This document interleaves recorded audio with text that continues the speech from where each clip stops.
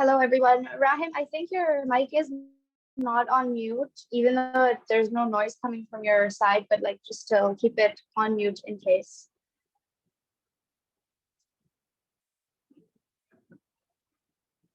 Thank you.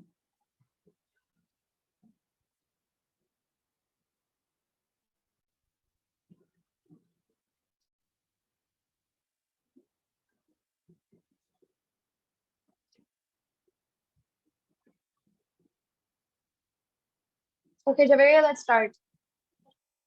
Let's start. Okay, so good evening, everyone from our side, and good day in general, depending on wherever in the world you are. So, first of all, once again, introducing ourselves, Javeya Hassan here, CEO of Knowfly, and along with Laiba Mubin, who's the CFO of Knowfly. And today we're going to be talking about mindfulness and self awareness. So, the purpose, if we have to talk about the purpose of this workshop, well, we know that we took like a month-long break from holding these kind of sessions because everyone was so busy with their exams.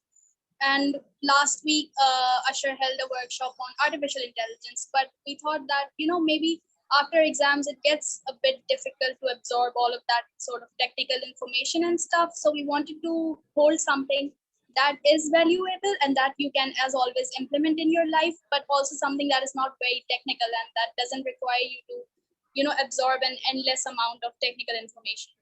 So Laiba gave this idea that maybe we should have a discussion on mindfulness. And if I have to be honest, I was a bit skeptical at the start because I thought there was only so much that you can talk about mindfulness and self-awareness. Like, how many sections can you even make in this topic? But the more we delved into it and the more we read about it, as Laiba stated in her message in the there is so much to this topic that just by researching about it, we could, jokes apart, feel ourselves becoming better people. It was so informative that we realized that it was a good choice to go with this because we know that it's going to be as helpful for you people. And are 100% sure that you will also be implementing all of this instantaneously in your lives as well because it's very easy. It doesn't require a lot of effort. It's just something that you can do while you're sitting. Like, it's a lifestyle change basically, but in minutes. So we believe that's what you're gonna take away from this workshop tonight. So basically, let's get done with the introduction. And what exactly is mindfulness, and why is it important, and why did we even think of holding such a session? So these are basically two aspects of personal growth and well-being. And if you may have heard that these two words are essentially becoming buzzwords, and not just in the fields of psychology and social sciences, but in literally any other field. And if I talk like from a professional point of view, even during hiring processes right now, a lot of professionals look for these two qualities in their potential candidates because, as we're going to explain later, these two qualities can make you very, very confident, not just in your personal life, but also in your professional one. And the more confident you are, the better you can communicate, the better you can hold relationships, the more, fruitful you're going to be professionally. So if I have to sum all of this up in just one line, I would say that mindfulness and self-awareness, they're basically acts of becoming more aware of yourself, of your mind, your surroundings. And I'm not going to ruin any surprises right now, but because we're going to go into depth later on.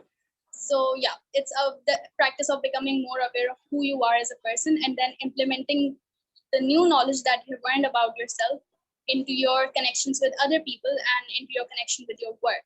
So without further ado, I'm gonna ask Laiba to tell us what mindfulness actually is. Okay, hi everyone. Javier has already given me a very modest introduction. My name is Laiba Mubin for people who don't know, and I am the CFO of Knowfly.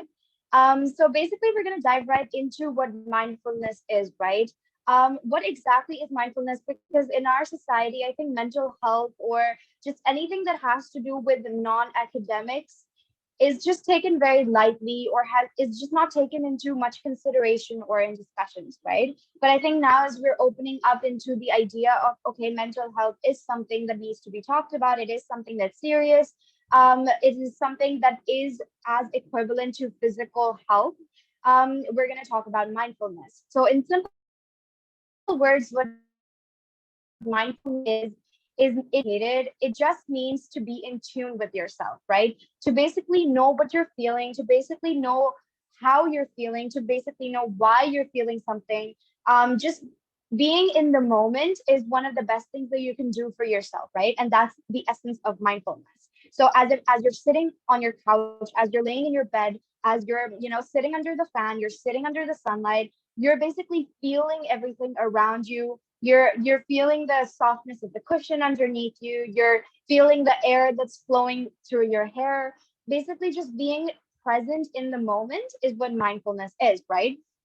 But when you kind of dig deeper into what it could be and how exactly does a person achieve mindfulness, like what exactly is it? It seems something so far-fetched. It seems that something so generic. It's almost like it's made up. Like you're making something out of nothing, right? But mindfulness can be achieved only when you kind of understand what it really is. So when you kind of go into the depths of what it is, there's just four factors that you kind of need to remember, right? The first thing is non-judgment, right? So non-judgment just means taking things at face value. You don't have to kind of negate everything, every thought that comes to your mind. Don't resist any emotion that comes through you. Maybe one day you're just feeling sad and you're like, why am I feeling sad? Like you're just constantly like trying to push that away and you're just so so instead of judging your problem, instead of judging your emotion, just basically stop resisting it, right? Just there's no good, no bad, there's no labels attached to your judgment. So this feeling, I'm feeling something good, I'm feeling something bad, instead of labeling it, just being like, I'm feeling something, right? So don't judge your issues, don't judge your thoughts, don't judge your intrusive thoughts or whatever. Now, the next step is acceptance, right? Acceptance is something that relates to non-judgment. Once you stop labeling your issues, once you stop labeling your emotions or the way you feel, you're going to be more accepting towards them. You're not going to be like, okay, like I'm feeling bad, I shouldn't feel it. You're going to be like, I didn't label it, which means it doesn't have a good or a bad label to it, which means that I should just accept it. Like I should just let it flow through me, let it, kind of, like if you're angry, just let yourself feel angry for at least 2 minutes or 5 minutes. Let yourself feel that emotion. Because once you suppress it and once you keep suppressing that part of you, it's not going to end well for anyone, right? You might be good at suppressing it or showing it, but you might show it in other ways. You might show it in other gestures. You might not be so kind to your family members, right? Which we're going to get into later on how mindfulness can basically build better relationships, right? The third thing which comes from mindfulness is non-attachment, right? Stop attaching yourselves to emotions, stop attaching yourself to feelings, just stop pondering over things, right? Instead of, oh my God, like I went through that issue and then it's just like not getting better and you're just constantly diving into regrets and all of that. I think that is something that mindfulness will not be achieved through. So if you stop attaching yourself to thoughts, and if you stop crying over spilt milk, as some people might say, you're going to be so much more mindful, right? At the end of the day, you're just going to be like, okay, that happened. I'll move on. I felt things, I felt emotions, and that's it. That's good enough. And the fourth and the last thing is curiosity. As long as you're curious, you're going to be interested in every moment that is to come, interested in every moment that's happening. The curiosity doesn't necessarily need to mean that, oh my God, the door creaked and oh my God, I have to look through what is it, what's on the other side. That's not what curiosity is. Curiosity could just be in simple things like, oh my God, I want to know what the scent of this perfume, right? I want to feel that, I want to explore my senses. I want to know what the aircon feels like on my face. That's just simple things that make you feel more alive. The simple things that just make you feel like you're living in the moment.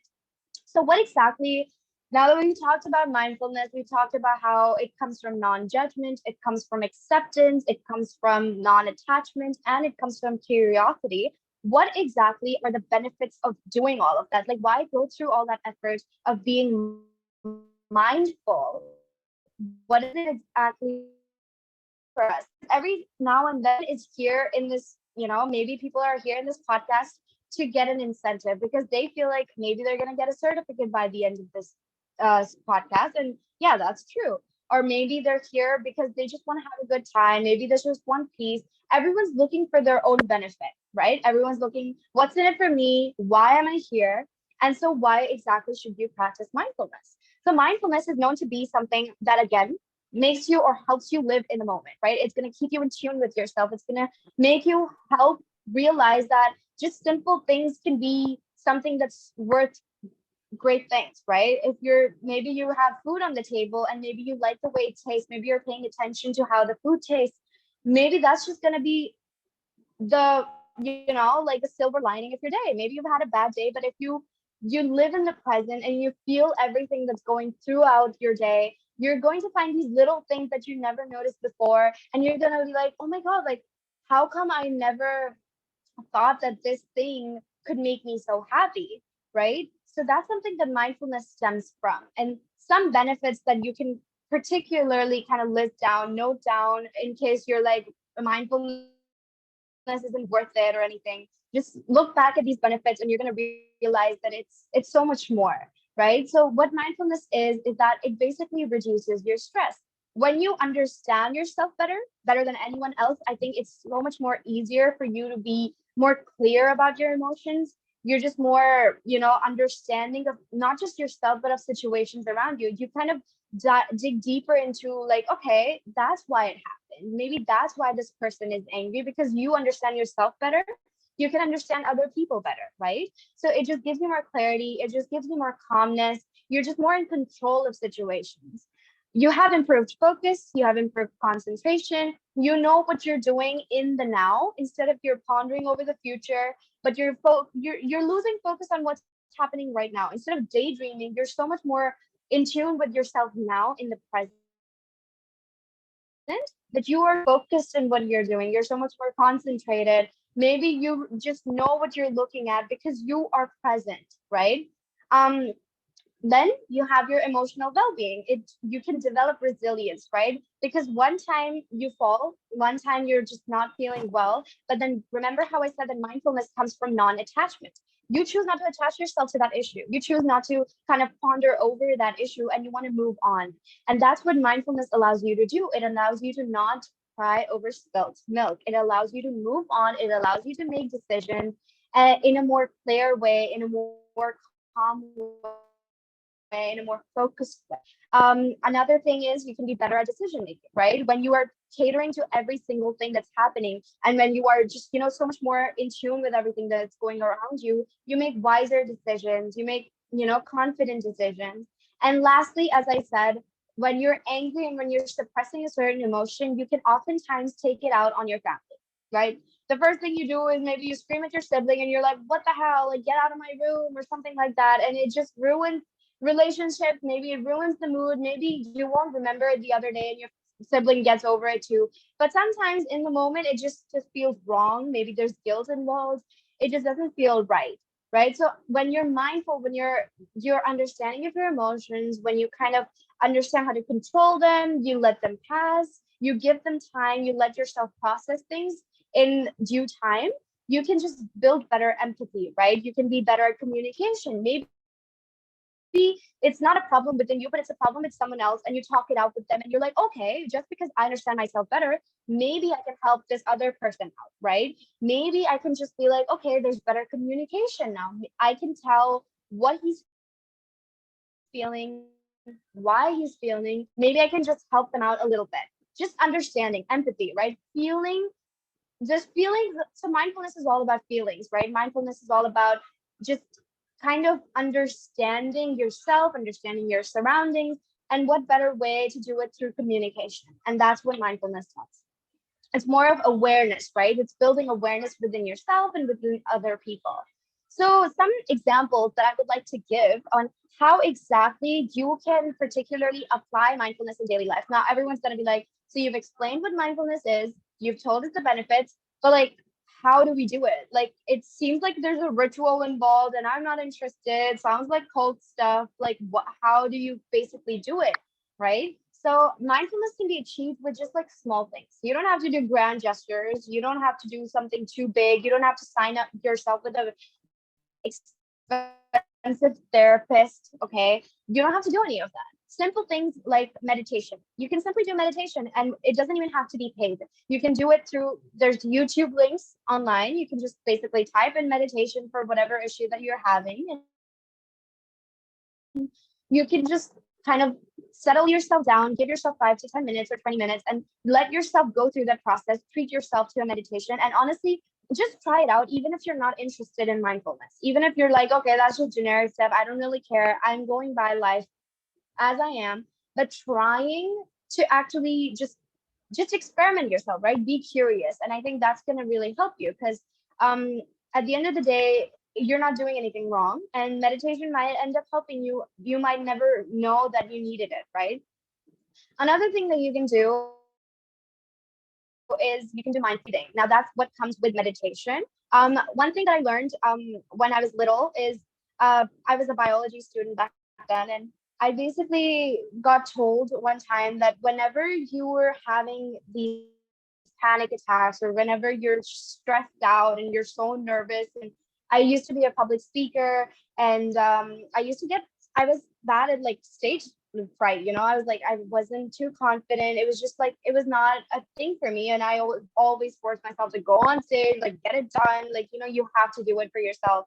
And I would force myself, and usually it would just not end very pretty. Like sometimes my hands would get clammy, sometimes I'm nervous. And yeah, now I'm so much better at it. But back then it was just not a pretty sight. And so one time, one person basically told me that what I should do is like breathe in and breathe out, like just breathing exercises to kind of calm myself down. And back then, I just wasn't like, I didn't know what it meant because a lot of the times you see it on TV, people are like, just breathe in, breathe out, look into my eyes, it's all that stuff, right? To calm people down. And I was like, why do you do that? Like, why do you ask us to breathe in, breathe out? Like, what's the point? Um, I wanted more of a scientific reason, and they kind of gave me this reason of like how, like right at the very bottom of your lungs, there are basically receptors, right? And when you breathe into your full capacity, when you're just filling up your lungs completely, those receptors get triggered and they calm you down. So that's something I needed. And because now it's just psychologically ingrained in my brain, every time I just breathe in and I feel just like my lungs filling up, I'm like, okay, now my receptors are triggered. And that's an example of mindfulness because you're breathing in and you're feeling that air fill up your lungs and you're just feeling that whole process. And you're so focused on your breathing that you don't care about your surroundings. You don't care about that speech that you were about to give. You're just in the moment, you're present, you're feeling what's going on within you, what's going on around you. And I think that focus is more psychological than it is physical because now you're just so ingrained in that other thing that you don't care about the other, like your speech or whatever that you are that's occupying your brain, right? So just mindful breathing, I think that could a lot of the time psychologically just trick you into thinking that what's more important is your breathing and not the other thing that you're worried about. So mindful breathing, you can maybe do mindful walking. A lot of the times might prefer walking out. I feel like in Pakistan, it's very rarely, unless you're in Islamabad or whatever. But I feel like mindful walking could really help if you're like on, college campus or whatever, and you're just walking around. Maybe put in music in your ears, just feel the music, feel the air, feel your steps work your way to your campus building or whatever. Mindful walking, right? Just kind of understand that, okay, this is the path to my class. So just looking around, focusing on things you never used to focus on, that would really help. Then you have your mindful work. Maybe you're working, you're just like, I don't have time for meditation. I don't have time for mindfulness. I cannot do this. Maybe focusing on your work could also really help you feel, right? Maybe you're just typing on your keyboard and you're feeling the keyboard under your fingers. And that could really help you kind of regain focus, kind of reset your mental capacities. Mindful listening, you don't always have to be talking. You don't always have to be someone who's like, okay, I need to be part of this conversation. I need to be part, like feeling stuff and all of that, or maybe thinking things. What you can particularly do is a lot of the times in our culture, everyone wants to be the talker, or people just don't. If you're in a group gathering, people in as much as they want to talk and contribute, right? And I think a very important thing is to listen mindfully and kind of engage in conversations in a more thought-provoking manner. Mindful listening will allow you to do that. So you're in a group, maybe you're just with one person. The best thing you can do for that person and for yourself is not zone out. Maybe the conversation is just too boring, right? That might be the case. In that case, maybe just like kind of get out of the conversation somehow. But what you can do is maybe at least try to listen in, maybe focus on the conversation, kind of see where the conversation is going, what it's about, just being present again in the moment. And lastly is mindful eating. A lot of the times, your mom cooks food, maybe it's dal chawal, whatever it is, and you're just eating it like, oh my God, like I don't even like this. Why am I eating it? And you just try to gobble it down your throat. But kind of just understanding and kind of being in tune with your senses, right? Just kind of like understanding the texture of the food, maybe the taste of the food as you're eating. Focusing on that is also really going to help you be more mindful, be more understanding, be more focused, be more calm. Just like everything as your like hands touch each other, the feeling that you get when your hands touch each other. I think that little things can just make you feel so grateful. Some people, trigger warning, but some people might have disabilities and they might not get this privilege of having the other hand touch the other hand or intertwining hands or maybe like touching their hair. Some people might not have that. So when you're mindful, you kind of just go more into the depth of, okay, like my fingers can do this, like my eyes can look at you guys, like my mouth can speak, my mouth, like I can make noise with my mouth, like I can speak to people. Some people don't have the privilege of doing that. So when you focus on just these smallest things that you never cared about, that's just going to make you so much more grateful in life, right? And that's probably the very biggest essence of mindfulness. It just teaches you gratitude.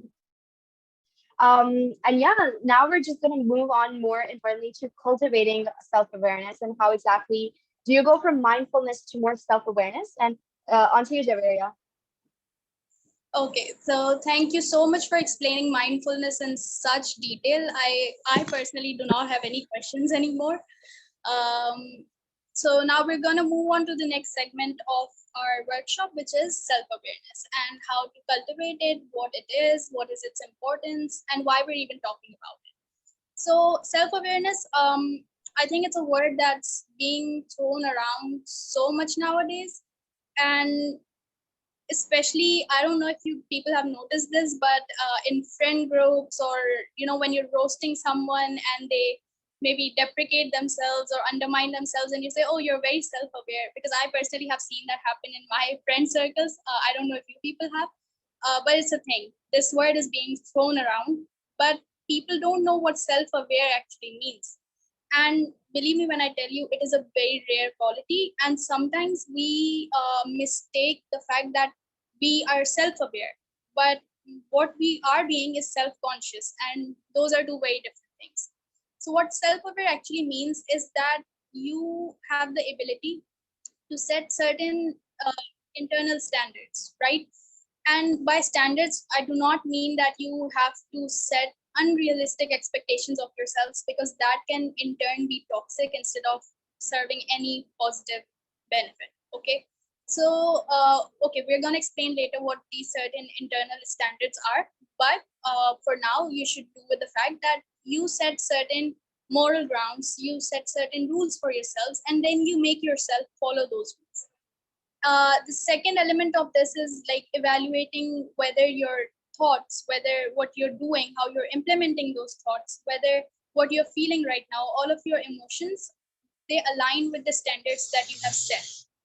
This is the more important part of this whole concept of self-awareness, because just having something in your mind, a certain standard in your mind, it's not gonna work out very well for you unless you are able to implement those standards in what you do and what you're feeling, right? So what is the point of being self-aware, and why should you even like work on making yourself more self-aware? Now there are so many psychological benefits of these, and there have been so many writings and so many researches about why a self-aware person is not just a better person but also a better professional. and we're going to be talking about both aspects.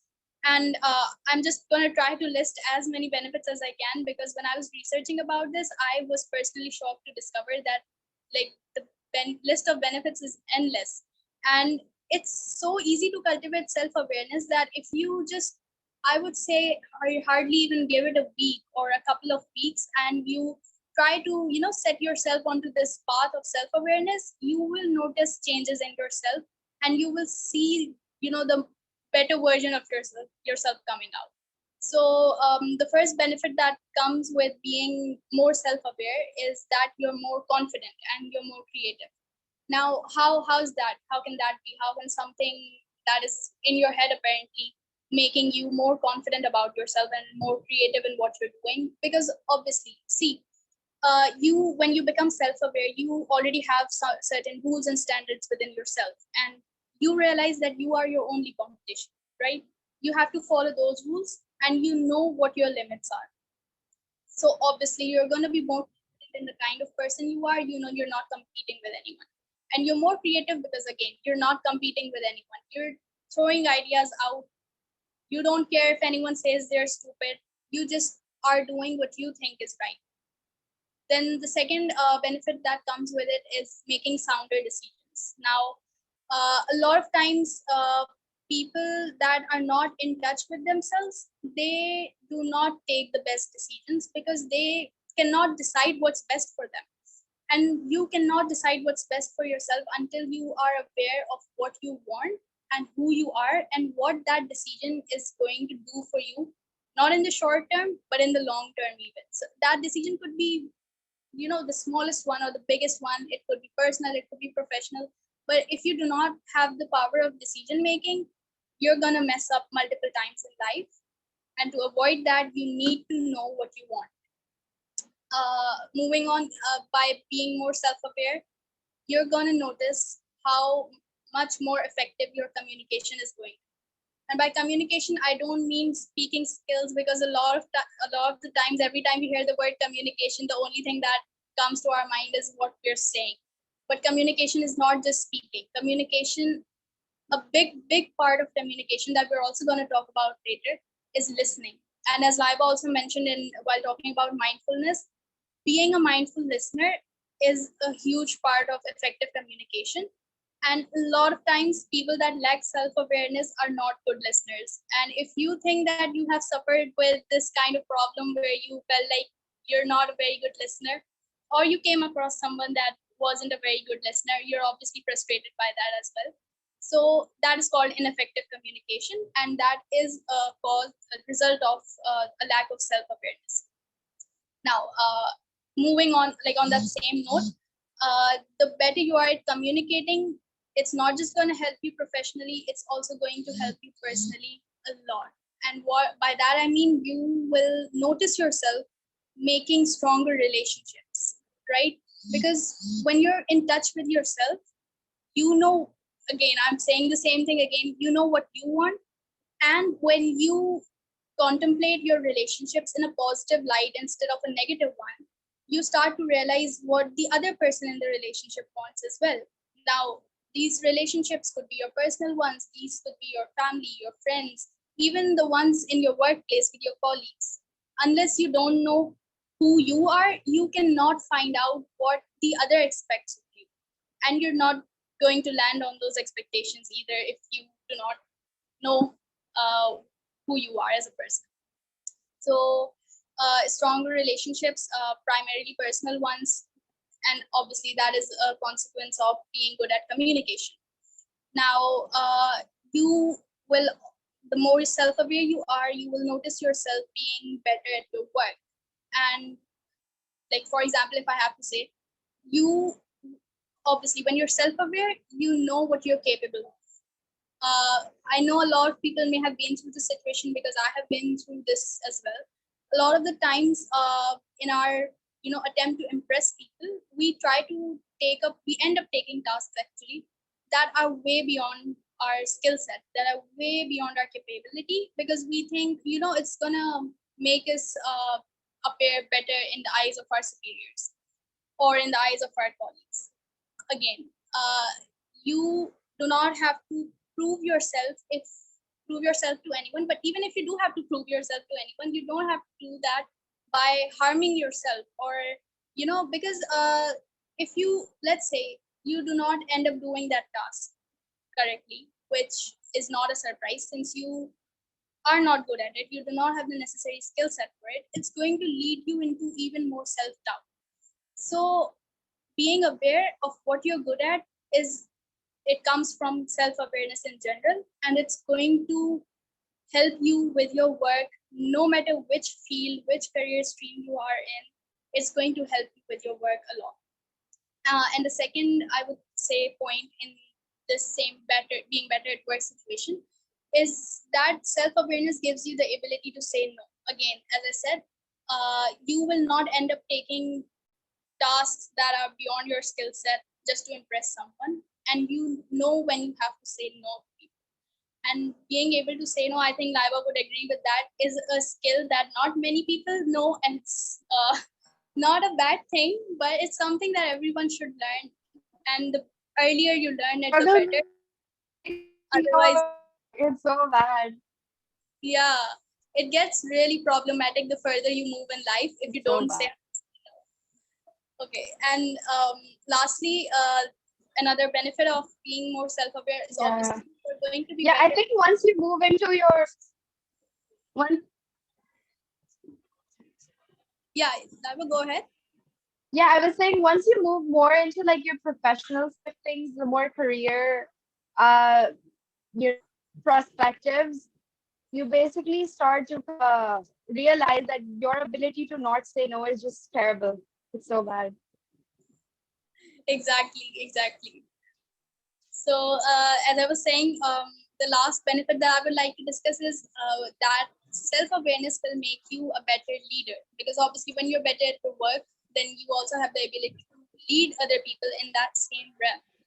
Now, I'm talking about being a leader, not about being a boss, because there is a difference. I'm not talking about bossing people around. I'm talking leadership basically essentially means you work alongside those people to get things done, but everyone does acknowledge you as a kind of authority, right? But a good leader, obviously, you are aware of your capabilities, and again, you are able to observe what other people are good at, what other people are weak at, and then you work with them accordingly. So all of this can only come if you know who you are. Now, self-awareness, I would say, is of two categories. The first one is public self-awareness. Now, for a lot of people, being public self-aware is a good thing, and it does work to a certain extent, and it works for some while, but it's not something that you should settle for a long time. For a long time, because I mean, it's okay if you want to start off with being more confident by being self-aware when you're in public, but it's not something that you should again focus on for long. Why? Because the more, okay, by the way, I didn't explain what public self-awareness is. It's when you are conscious of yourself or aware of yourself when you're dealing with others. So not just in the moment when you're, let's say, communicating with someone or dealing with someone, but also after that interaction has ended, and you think about, oh, I acted a certain way, or oh, I said a certain thing, and you realize, oh, I'm this kind of person around people. Maybe you're a people's person, maybe you're not a people's person. So that is self-awareness when it comes to public gatherings. But again, do not stick with this method, because the more you think about yourself in the light of what others think of you, then you end up becoming highly conscious of just that, of what others think. And that in the long run is going to be very, very toxic for you. Your entire idea of your personality depends on what others around you think of you. Do not be that person. Never, ever. You person, you take your own decisions, and then you deal with the consequences of your own actions. People, okay, yeah, taking recommendations, taking suggestions from people, advice from them is a good thing. And yes, as I'm gonna state, we're gonna talk about this later. Taking feedback occasionally from them is also okay, but relying completely on their opinion of you is not. and it's going to mess things up in your mind and in your life really quick, and then by then it will be too late. So now the second category, as you may have guessed, is private self-awareness. Now, a person that is privately self-aware is automatically going to be publicly self-aware as well. So it's better that you start working on being privately self-aware. And what is that? It's basically, as I mentioned at the very start, while defining what self-awareness is, it is noticing, observing, reflecting on your internal state, being in touch with your emotions, being in touch with what you're feeling right now, and contemplating the decisions that you've taken, but not in a negative light. Never thinking, I should have done that differently. No, nothing like that. We're going to explain that later, what this kind of reflection means. But again, just work on being privately self-aware, being more in touch with yourself, and you'll notice yourself becoming publicly self-aware as well, without being conscious of what others think of you. So now that we've talked in depth about what self-awareness is, we're going to discuss some techniques that will help you cultivate self-awareness. Because as Laiba said, we're just throwing theory at you about what mindfulness is, what self-awareness is. These are big psychological terms. When you'll be questioning, how do I start? Where do I start? What do I even do with this information? So we're not going to leave you at that. The first technique that you can use to make yourself more self-aware is reflection. Now, reflection basically spending some time thinking, spending some time contemplating maybe what you've done, maybe what you're feeling. So how can you do this? Okay, first of all, do spend some time. It's very necessary not only to recharge your social battery, but also, getting to know yourself basically. And you can only do that when you're sitting alone. You can start with doing that for 5 minutes. You can, if you have that kind of environment, you can do that for even longer. You can do it for an hour. So there's no hard and fast rule. You can sit alone for as long as you're comfortable. Just sit down without any distractions, without any noise, and try to think about, maybe, start with thinking about the events of that day. As simple as that. Maybe start thinking about some conversation with a friend that you had that day. It could be anything. Uh, Secondly, you should also try to avoid social distractions at least once in a while.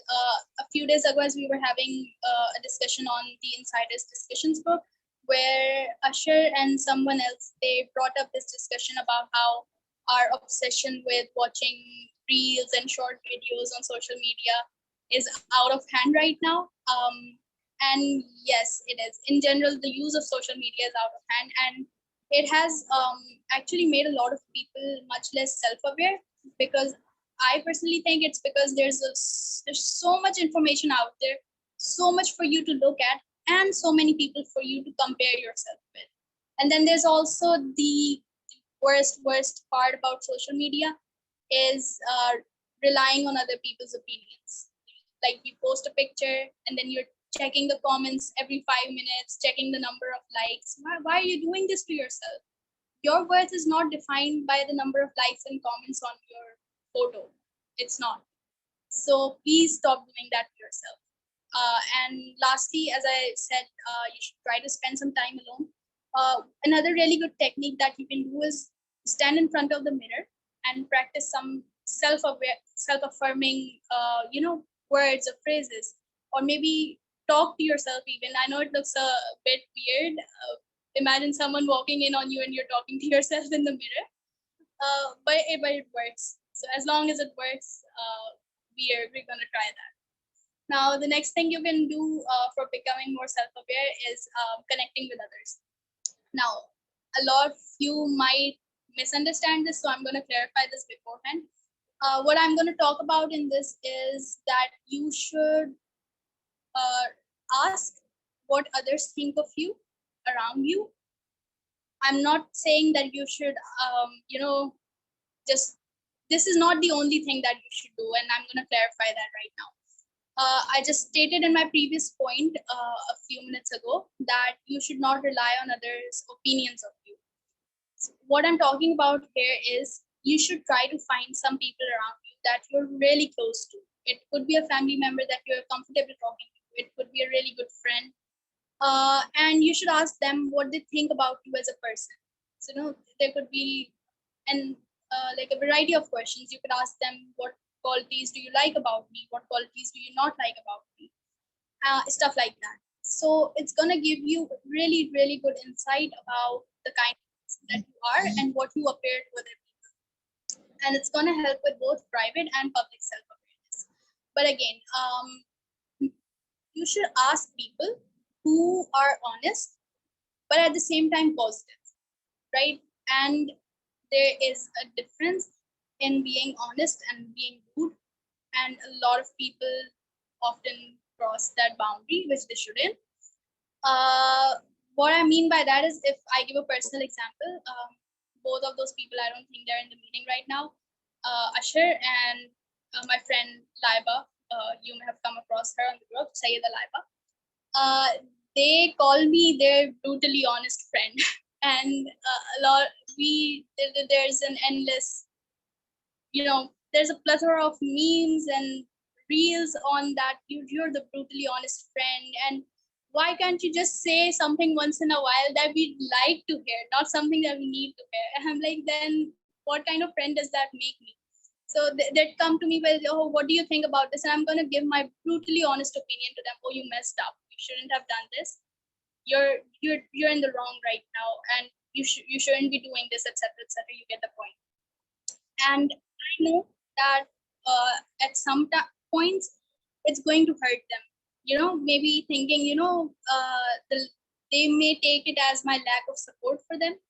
But 100% of the times, a couple of days later, I get a message saying, you were right.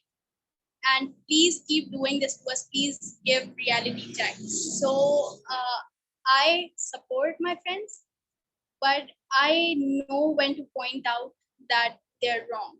And I have noticed that this kind of feedback, it actually does help you become more aware of yourself, and it just works magic. So once again, I would recommend to you that choose at least one really positive person in your life and ask them what they think about you. But again, if you personally doubt that this person is going, giving some sort of biased opinion, do not rely 100% on that. Do not rely solely on what they're saying. And in general, even, you don't have to care about anyone's opinions, and you do not have to implement it on your life either.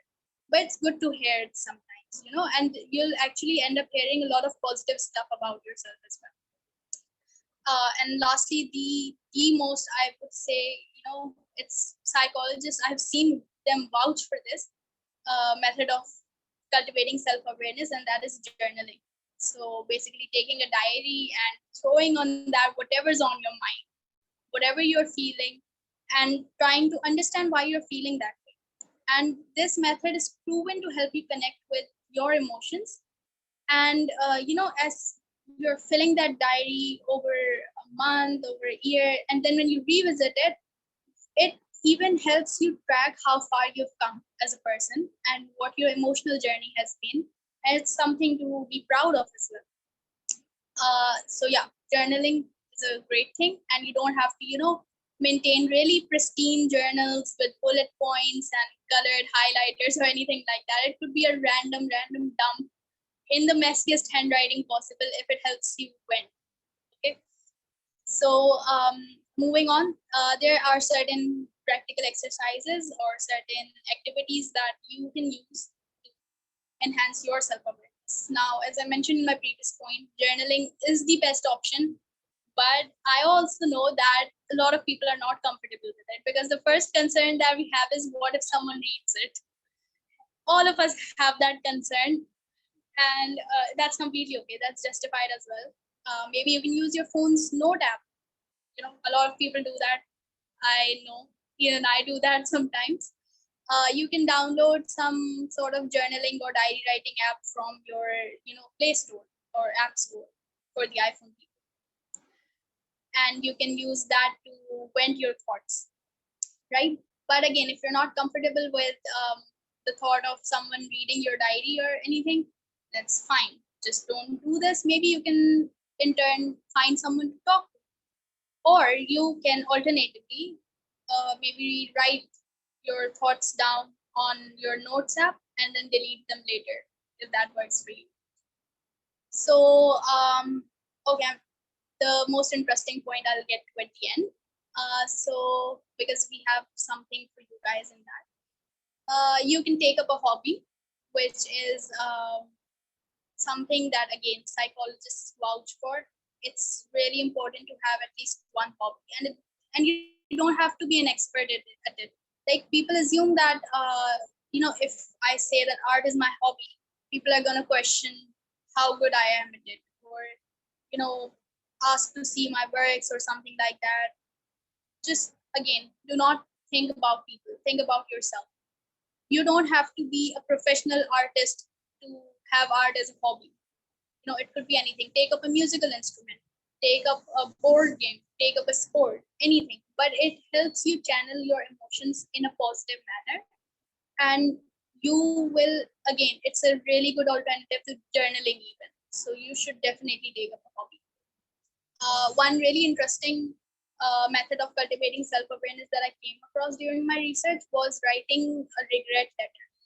Now, what this means is that, again, I know a lot of people may not be comfortable with such writing activities, but they really help you vent in a really good way. So you can try this one out. So what a regret letter means is that you write a letter to your past self. It could be you from a year ago, from even a month ago, or from even 10 years ago. Could be any past version of yourself. And you should write about the things that you're perhaps not proud of, something that you did and now you regret it, and something, some bad decisions. Everyone has those.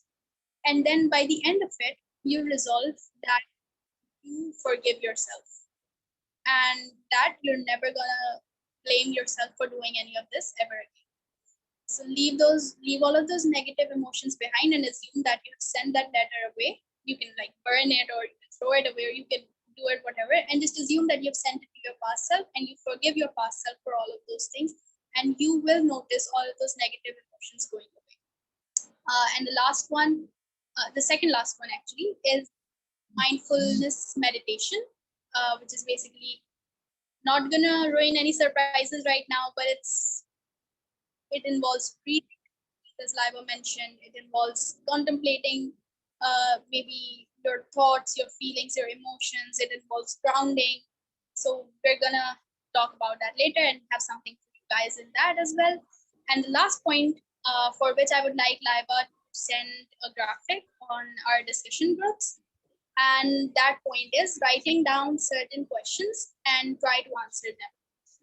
Now, what we mean by that is, okay, there is an endless number of questions that you can ask yourself. So when we were researching, we thought, okay, that's so many and no one's going to be able to answer them. And okay, let me see. Have you sent them, Laiba? No, wait, let me share that. 1 second. So we decided that we should like make things easier for you and cut down some questions for you people. So we did. And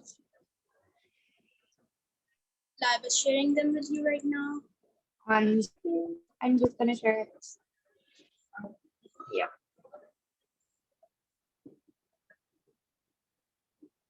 So this is going to be the questions. There's gonna be 6 questions, basically. Yeah. Yeah, I've shared it. I shared it on the announcements group, and I'll also share it on the discussion group. So both. Yeah. So we have made this resource specifically for you people so that you don't have to surf the internet and look for questions and then try to answer them. So you can just use these resources, and trust me, they're gonna help you get more in touch with your emotions and what you want to be and where you are right now. Again, one thing I would like to clarify over here is that do not think in professional terms. For example, what does your ideal you look like? Don't think about the you that be a big businessman or someone that is like global music artist or anything. No, it could be as simple as uh, the ideal me is someone that is unconditionally kind. The ideal me is someone that has a lot of control over their anger. The ideal me is someone who does a lot of charity. Really positive stuff, but realistic. Okay? Do not think in professional terms, I'm saying once again. And the last question Yeah. is my personal favorite.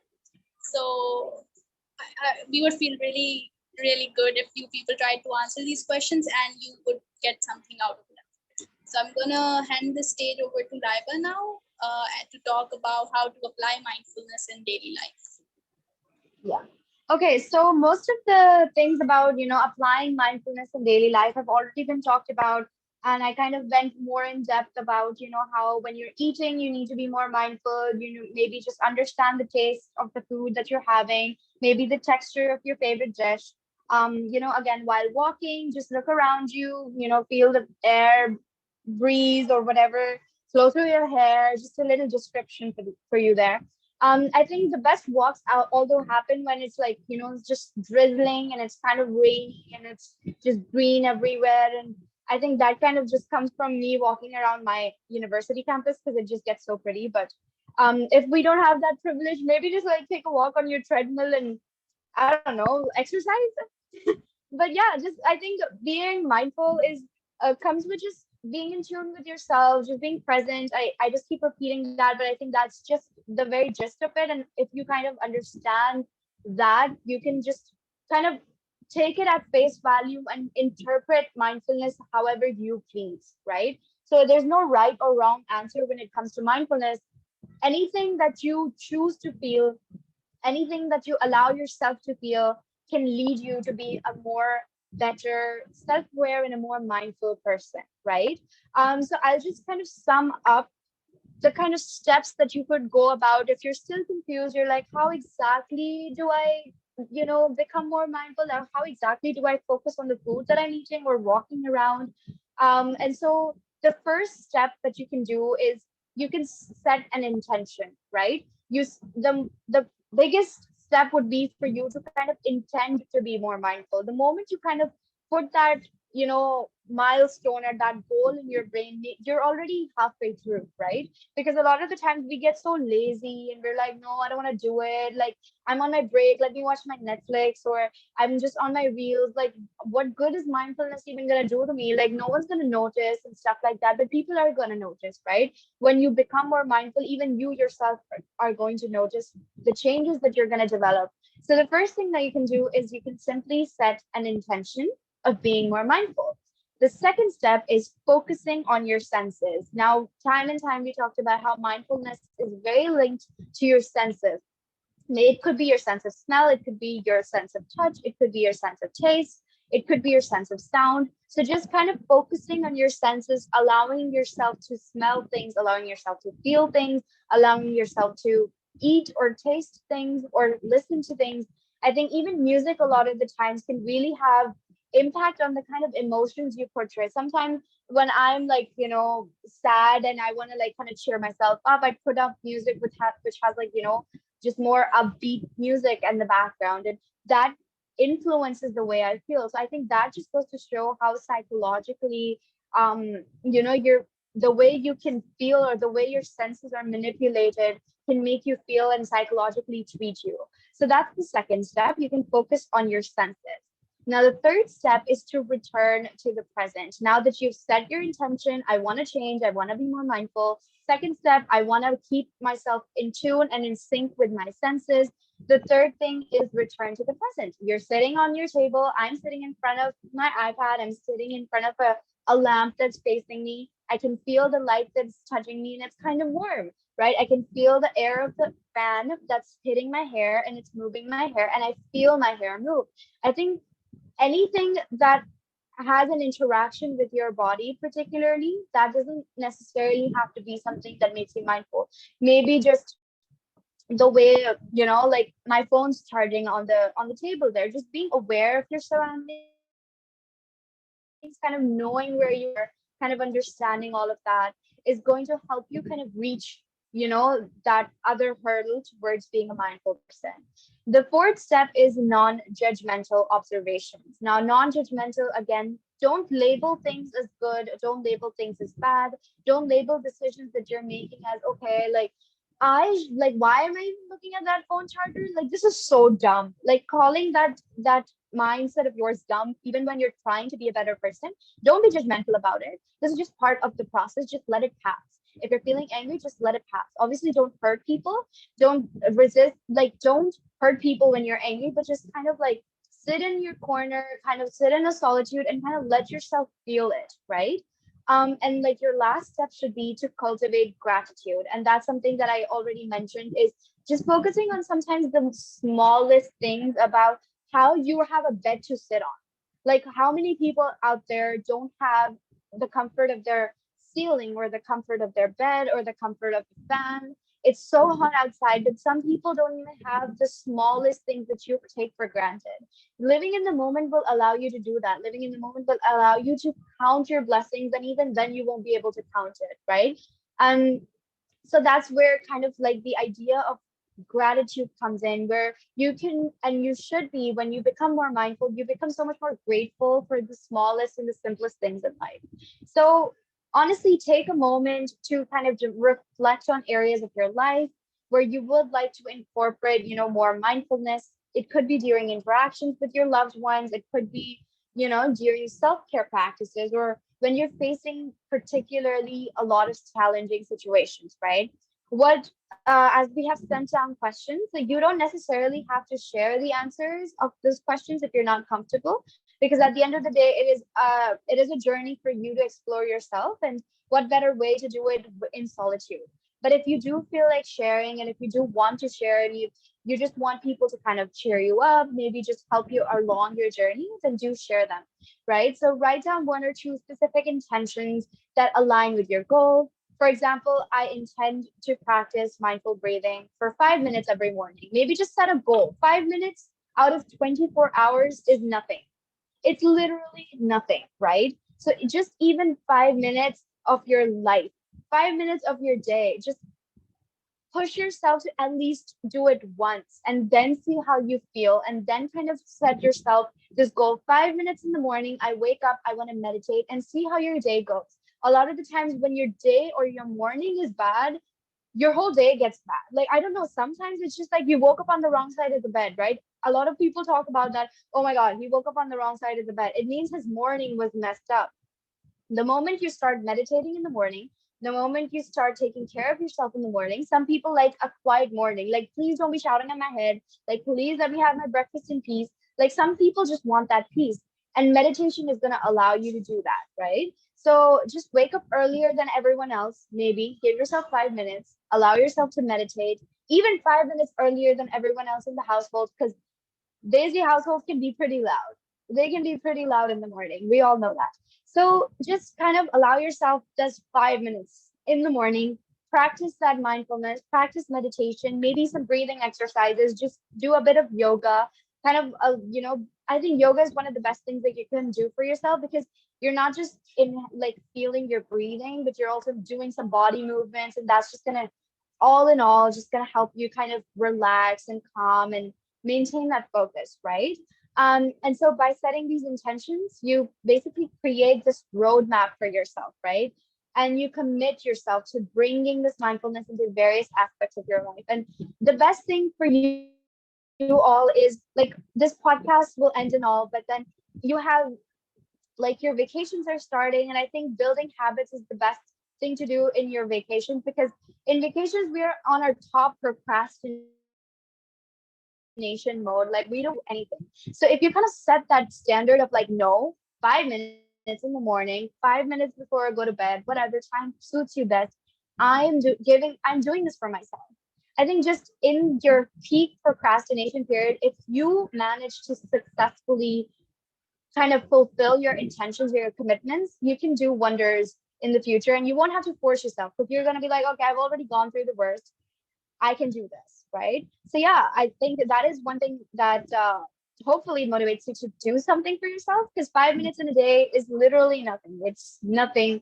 and it's for yourself. It's not for anyone else. It's gonna do no one a benefit. It's just gonna be for you, right? Maybe of course it's gonna make your relationships with other people better. It's gonna make your day better, so your interactions would automatically be better. But yeah, just allow yourself to 5 minutes each day and see how that goes. Or maybe just try out one day and then see how that goes. And maybe you're gonna develop a habit. Who knows? So yeah, now on to Javeria. Okay, so I'm gonna try to keep this as short as possible because we're already nearing the end of the podcast. So the last thing that I would like to talk about is mindful communication. Now, there is a big relationship between being mindful, being self-aware, and being a good communicator.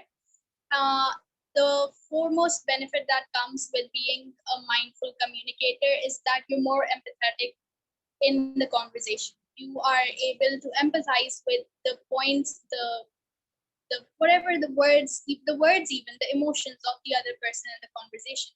You can relate to them. You can understand them. Uh, and at the same time, that was one benefit for listening, for speaking. How mindfulness helps you is that you will give in turn more sensible responses, something that is relevant to the conversation. You will not be babbling endlessly and uselessly about random things because, again, the better listener you are, the better speaker you'll be in that conversation. And this can only come from being mindful and being in the moment, right? Because a lot of people, they communicate to speak, as I've mentioned before. They do not communicate to listen. And again, if we talk about this from the other point of view, a lot of people, they listen to reply, they don't listen to understand. So if you're not listening to understand, you're not in the conversation. And you're going to give responses that will make no sense and will add nothing to the conversation. So, yeah. And one thing that you should definitely avoid if you are trying to make your communication skills effective is trying to finish their sentences. I know it's happened to a lot of us, and we may have also done this at certain points in our life. No one likes their sentence to be finished by someone else. No one likes it.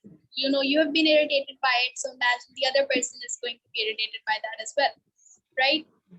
And another really awful thing that you can do is interrupt them. Again, basic manners. Please do not interrupt anyone in their conversation.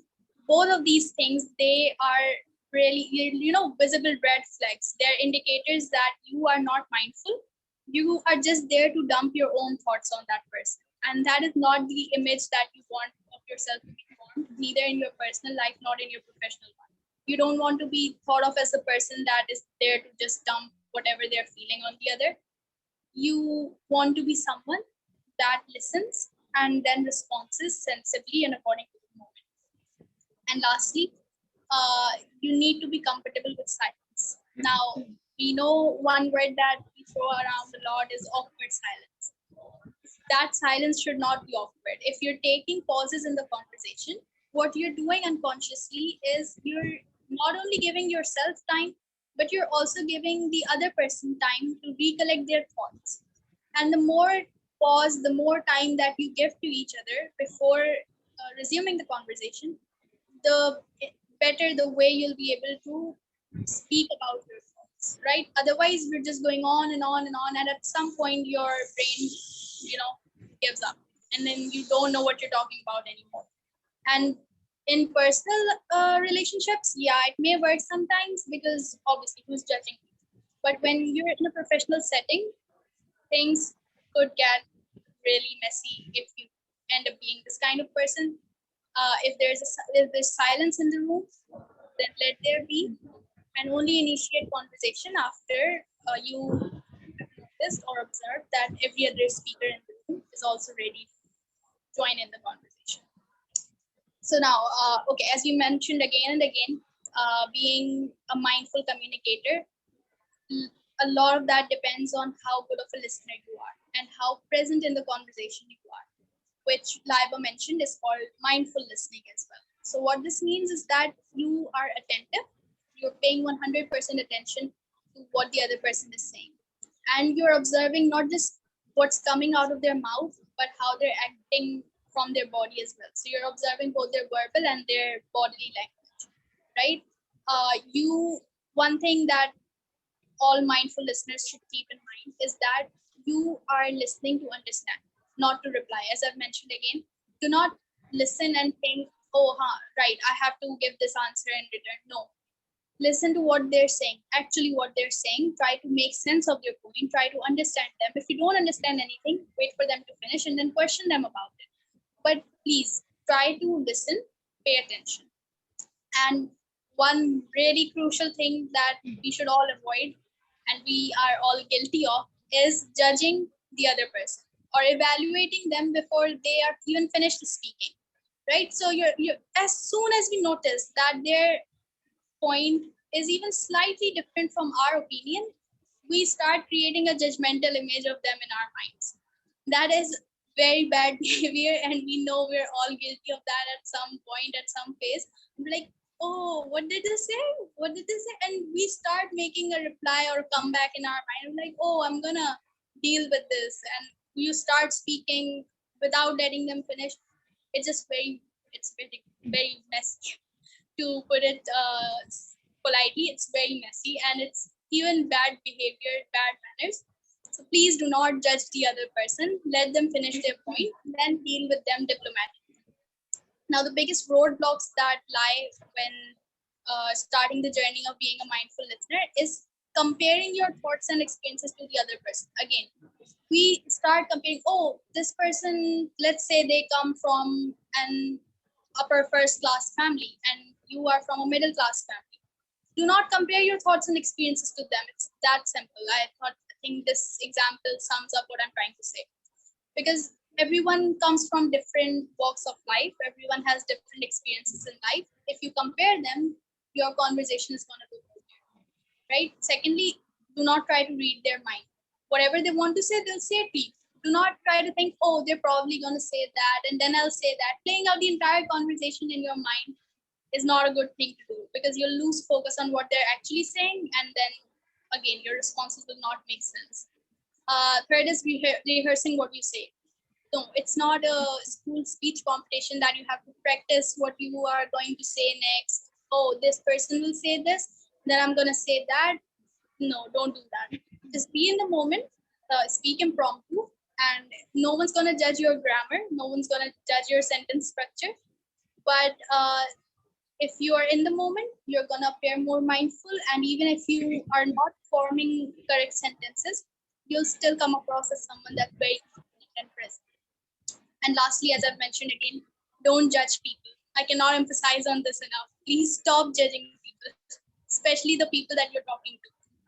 So yeah, that's it from my side. The stage is yours, Laiba. Okay, so time and time we talked about conscious breathing, and now it is finally time for a small exercise. So conscious breathing is a very powerful tool in mindfulness, as we talked about, and it honestly helps us anchor our attention to the present moment and cultivate a sense of calmness, right? And relaxation. So we're going to be exploring some mindful breathing exercise together, which is going to be through meditation. So I'm just going to share my screen real quick, and we're going to do a 5-minute meditation exercise together. So yeah, let's start. Javier, just let me know when my screen is being shared. Okay, can you guys see my screen? Yeah, we can. Okay, also Javier, let me know if it lags or not, okay? Okay. Begin by sitting in a comfortable position. Palms facing open. And lovingly, close your eyes. Begin to draw your awareness within,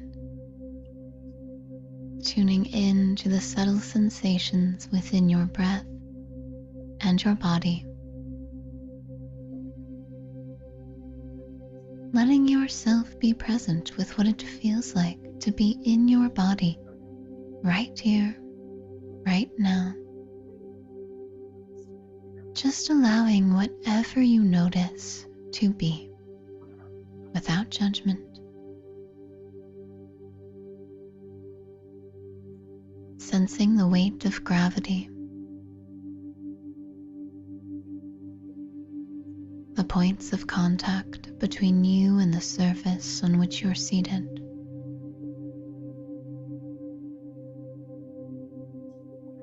What else do you notice? Let whatever you experience be enough. Nothing to judge, nothing to change. Allowing your belly to be soft and loose, feeling it expand with every in-breath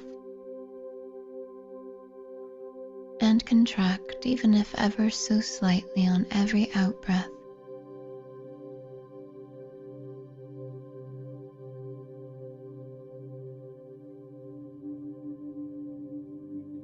Affirming to yourself, I am here now. I am here. I am me. Take a big breath in, stomach and ribcage fully expanding, holding your breath when you reach the top, and whenever you're ready, exhale with a sigh. And at the bottom of that breath, just return to whatever pattern of breathing feels good to you. Whatever pace is most natural. As you let just being here, right now, be the most important thing in the world. If any other thoughts or ideas come up, that's okay. Let them pass by as you return to how good it feels to just be here. To be present in your body, connected to your breath, with nothing to do, nothing at all to prove. You just get to be.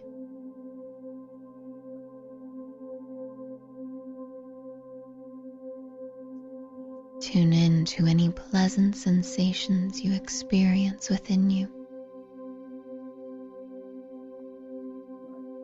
Identify them and appreciate them.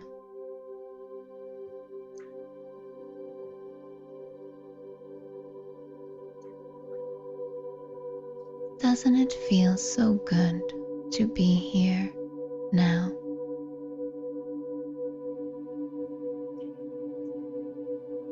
Express appreciation towards yourself for showing up for this.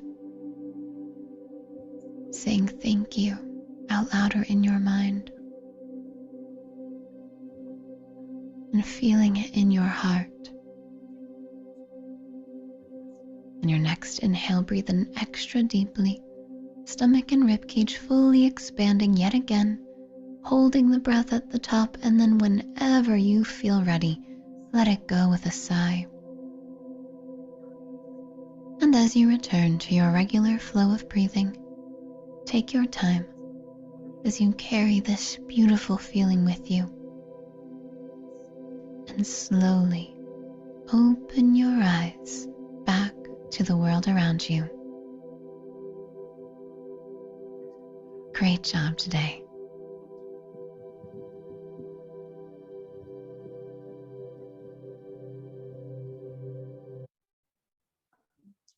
Well, that was amazing. I hope everyone's not asleep.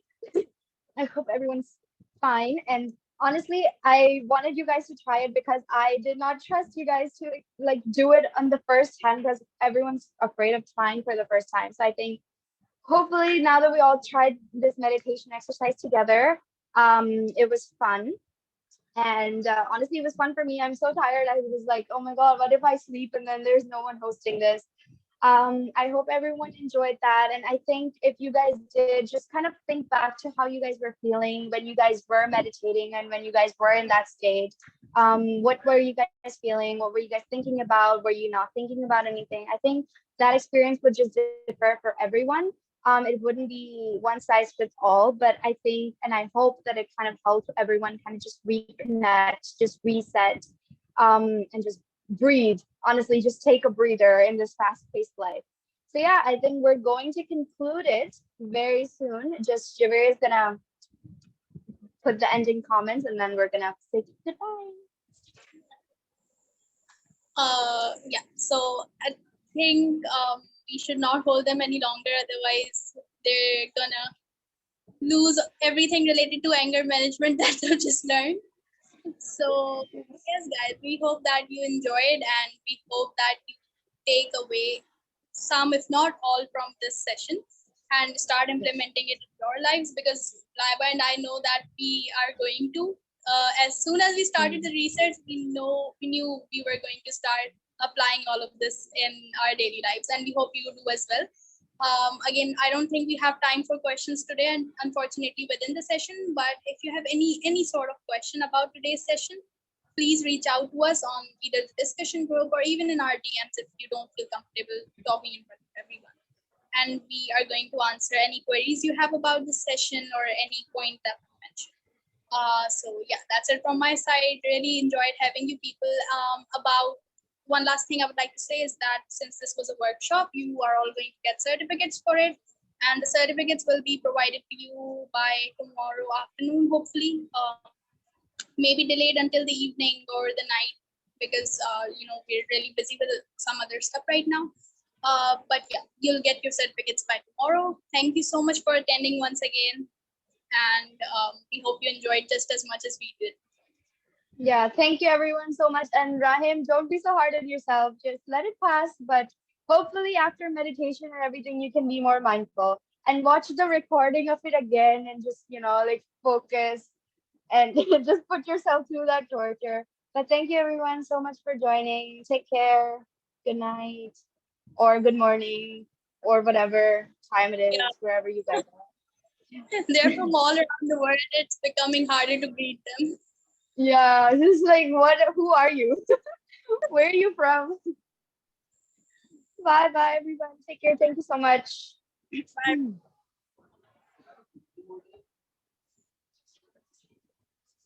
Bye, everyone. Oh, but stop trying to make us control our laughter. It's like it's not. Stop. Laugh all we want to back. You can't do anything Yeah, about it. we're mindfully laughing. Goodbye, everyone. I think we're gonna get so many memes now. I think just people are gonna be like, "Oh my god, these mindful queens." What? Good night, good morning, good afternoon, good evening. Good day. Yeah.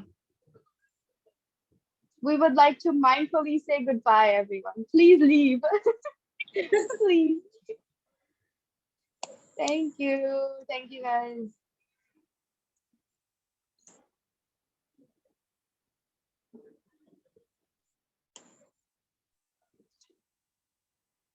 Perfect. Yay. Let's go. Okay, Javeria, अब जाके तुम खाना खाओ, and I'm going to also go because I think we have guests over at our place or something. Okay. Bye bye. Thank you, everyone. Bye bye, Javeria. Allah Hafiz, Narmeen. Bye. Bye.